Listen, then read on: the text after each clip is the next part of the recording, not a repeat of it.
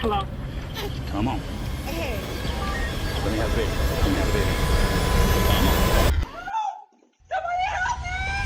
I know these scenes are deeply unsettling, and while we hope that this never happen, the reality is they might.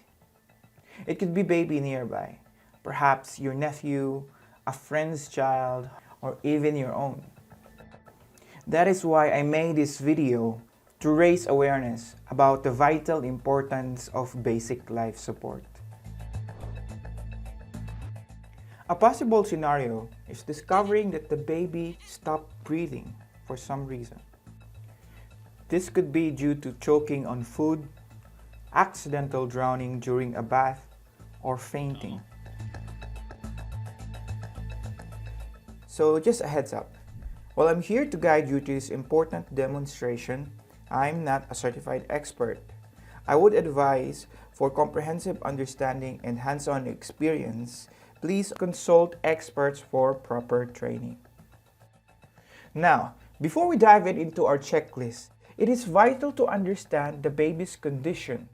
It could be unresponsive with no breathing or pulse, positive pulse but no regular breathing, or has pulse with normal breathing. So here are the steps of what you need to do in doing the CPR. If this scenario happened in real life, first and foremost, make sure everything is safe for you and the baby. We don't want to add to the problems. Just check around in the environment, whether if the floor is slippery, or just check if there is no hazard for fire or anything that can cause further harm. Step 2. Try to get the baby's attention. Tap their foot gently and ask, "Hey baby, are you okay?" Step 3. If the baby doesn't respond, shout for someone nearby. "Hey you there in the black shirt, please call for help." Quickly call for help. Use your mobile phone, and if there's an AED around, grab it. AED stands for Automated External Defibrillator. It is a life-saving machine in this kind of situation. But remember, only use it if you know how. Step 4. Keep a close eye on the baby's chest. Then feel their arm in the brachial pulse to check for a heartbeat. Take your time, count up to 10. 1001, 1002, 1003, 1004, 1005, 1006, 1007, 1008, 1009, 1010.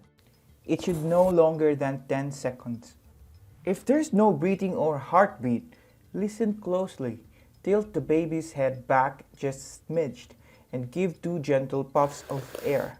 Then with just 2 fingers, press 30 times on their chest, just like this. 1, 2, 3, 4, 5, 6, 7, 8, 9, 10, 11, 12, 13, 14, 15, 16, 17, 18, 19, 20, 21, 22, 23, 24, 25, 26, 27, 28, 29, 30.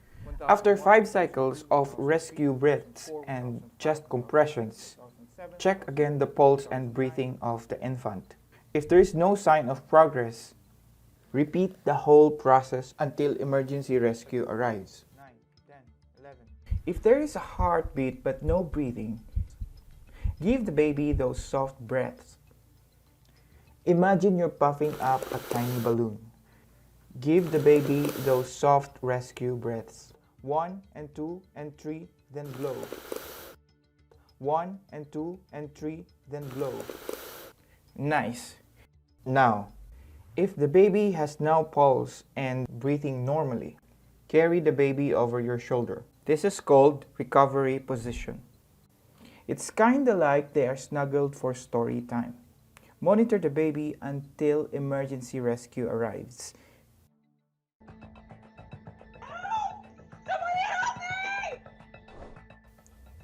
Before we get into the steps, it's essential to recognize when a baby needs a basic life support while choking. The baby can cry or make noise. They can't breathe or have difficulty in breathing. You notice their skin turning bluish or they begin to lose consciousness. Here's what you need to do if an infant is choking.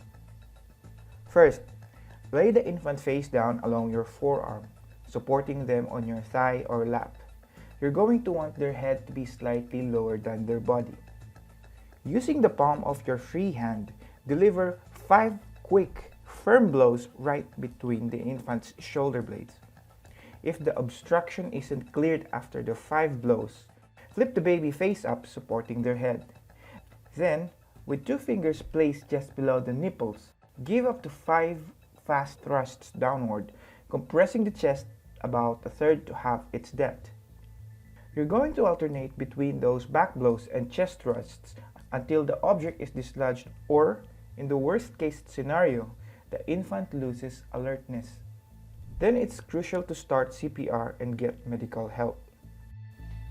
Nobody wants to be in a situation to use these skills, but it's always better to have them and not need them than the other way around. For the babies, it is important. It could save a life.